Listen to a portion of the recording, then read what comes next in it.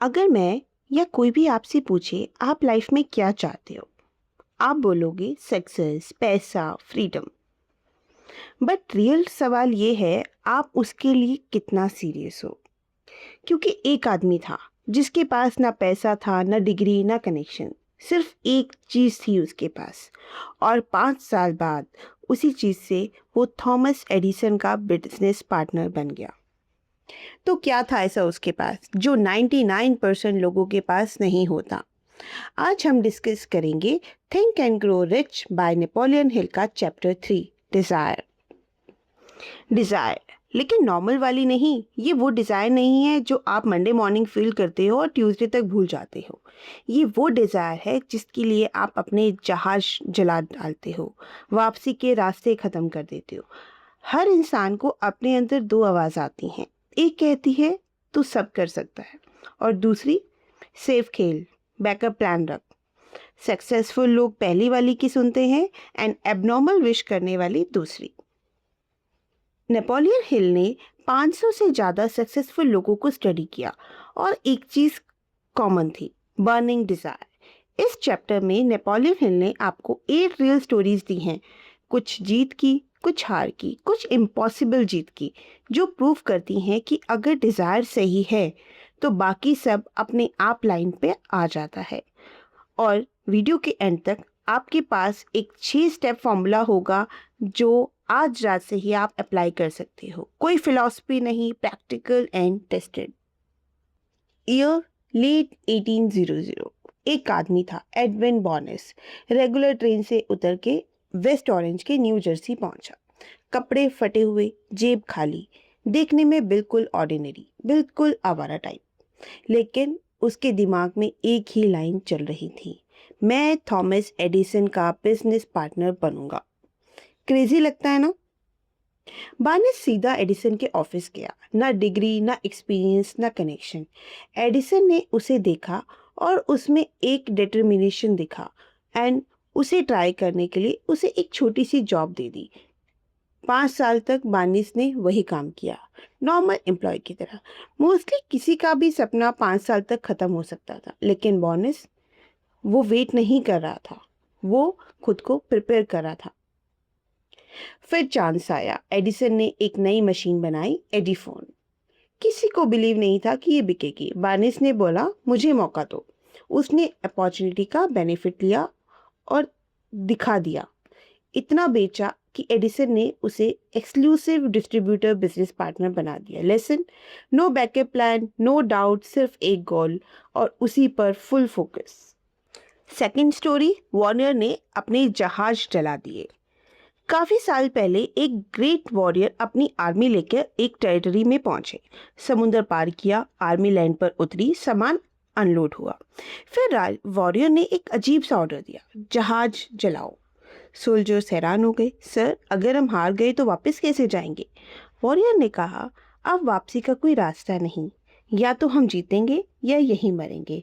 अब एक ही ऑप्शन है, जीतना है। और वो जीत गए। नेपोलियन हिल कहते हैं, हर बड़े काम में आपको अपने जहाज जलाने पड़ते हैं, मतलब बैकअप प्लान्स बंद करो, 100% कमिटमेंट लेकर आओ। अब मार्शल फील्ड की स्टोरी। 1871 शिकागो में भारी आग लगी, पूरा स्ट्रीट जल गया।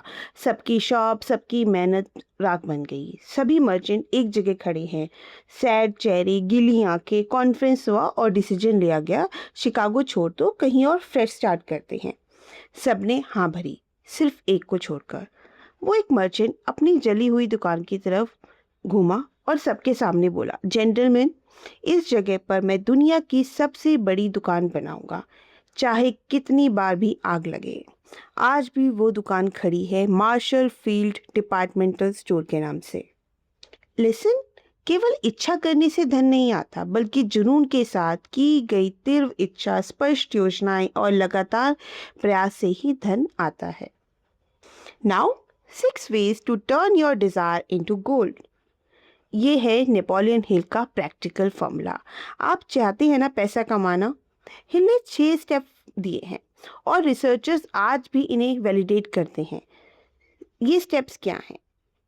नंबर 1, एग्जैक्ट अमाउंट फिक्स करें, जो आप कितना पैसा चाहते हैं। बहुत सारा पैसा नहीं चलेगा, एग्जैक्ट अमाउंट फिक्स करना होगा।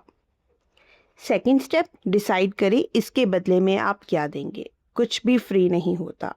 इसके बदले में आप अपना टाइम देंगे, डेडिकेशन देंगे, एफर्ट्स देंगे, etcetera. Third step, exact date fix करें जब तक आप ये के पास ये पैसा होगा। एक डेफिनेट प्लान बनाओ और आज से ही शुरू करो, चाहे रेडी हो या नहीं।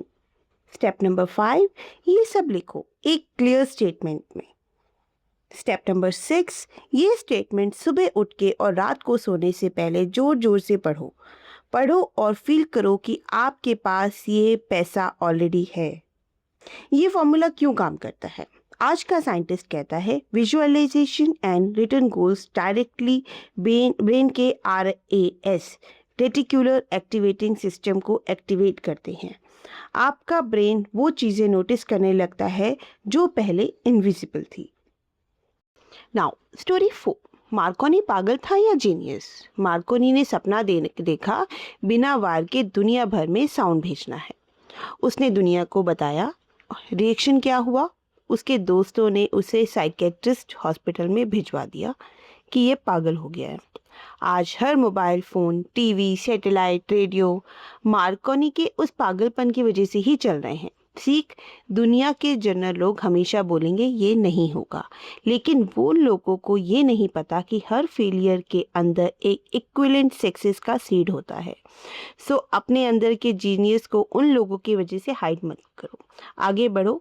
दुनिया किसी भी न्यू चीज़ को पागलपन ही कहती है। स्टोरी 5, मैरले हैगर्ड जो जेल से कंट्री म्यूजिक स्टार तक पहुंचे। आपको लगता होगा सक्सेस सिर्फ लकी लोगों के लिए होती है। सुनिए मैरले की कहानी। 9 साल में फादर नहीं रहे, घर जो कि एक कन्वर्टेड बॉक्स कार था। 16 साल में स्कूल छोड़ा, स्टोलन कार्स, बर्गरीज, बाउंस चेक्स। 20 साल की उम्र में सेंट क्विंटन प्रिजन में था। जेल में एक दिन जॉनी कैश ने इनमेट्स के लिए कॉन्सर्ट किया।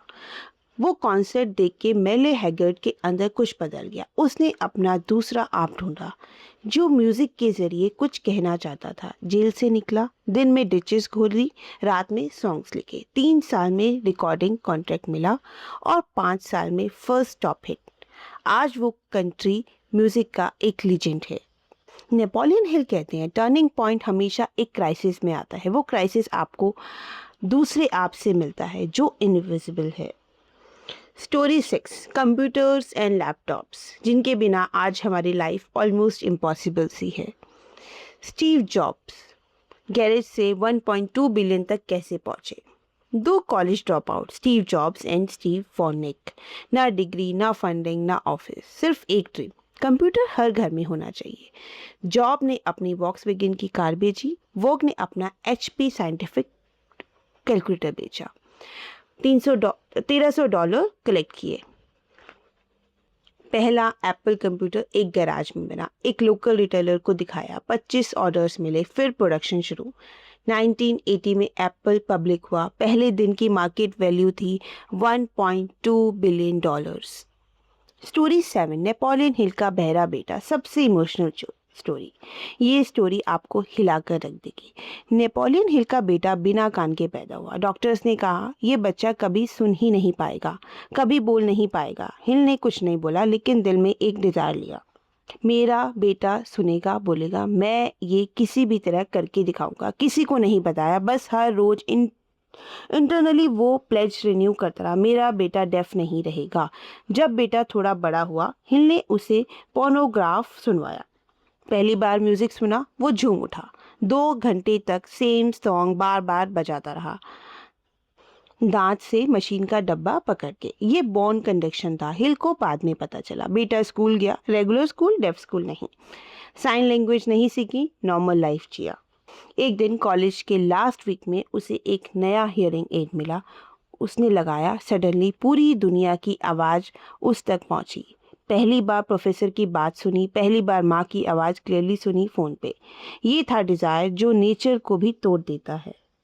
नाउ स्टोरी 8, एक यंग लेडी, दिखने में ऑर्डिनरी, वेन कोड ऑपरेटर की डायरेक्टर के पास ऑडिशन देने गई। डायरेक्टर ने एक बार देखा, ऑडिशन भी नहीं दिया, सीधा बोले, ऐसे चेहरे और ज़ीरो पर्सनैलिटी के साथ ओपरा में सक्सीड करने की सोचो भी मत, जाओ स्टिचिंग मशीन खरीद लो, तुम सिंगर नहीं बन सकती। उस लड़की ने क्या हार मान लिया? नहीं, वो बन गई मैडम शूमन हेंक, दुनिया की सबसे रिनोन्ड ओपरा सिंगर।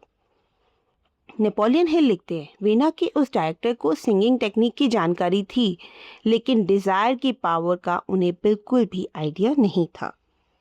कंक्लूड करते हुए नेपोलियन हिल एक पावरफुल पोएम कोट करते हैं, मैंने ज़िंदगी से मांगा एक पैसा और ज़िंदगी ने दिया वही एक पैसा, चाहे मैं और ज़्यादा मांग सकता था लेकिन मांगा ही नहीं। सिंपल सी बात है, लाइफ वही देती है जो आप डिमांड करते हो। जिंदगी एक फेयर एम्प्लॉयर है, आप जितनी वेजेस सेट करोगे उतना ही मिलेगा। तो छोटा मत मांगो, बड़ा डिमांड करो। और चैप्टर एक लाइन पर ख़त्म होता है, there is no limitations to the mind except those we accept. याद रखना, लिमिट कहीं बाहर नहीं होती, लिमिट सिर्फ यहीं होती है, हमारे अंदर। आज के चैप्टर से एक काम करो, अपनी बर्निंग डिज़ायर लिखो, exact number, exact date, exact plan, और सुबह शाम पढ़ो। चैप्टर 4 में हम देखेंगे फेथ क्या है, आप में, हम में बिलीव कैसे प्लान करें। अगर आपने अभी तक चैनल को सब्सक्राइब नहीं किया है तो प्लीज़ सब्सक्राइब करें, ताकि आप सब चैप्टर्स ऐसे ही एक्सप्लेन करते हुए समझ सकते हैं। मिलते हैं अगली वीडियो में, तब तक के लिए डिज़ायर रखिए बर्निंग, ऑब्सेसिव, अनस्टॉपेबल।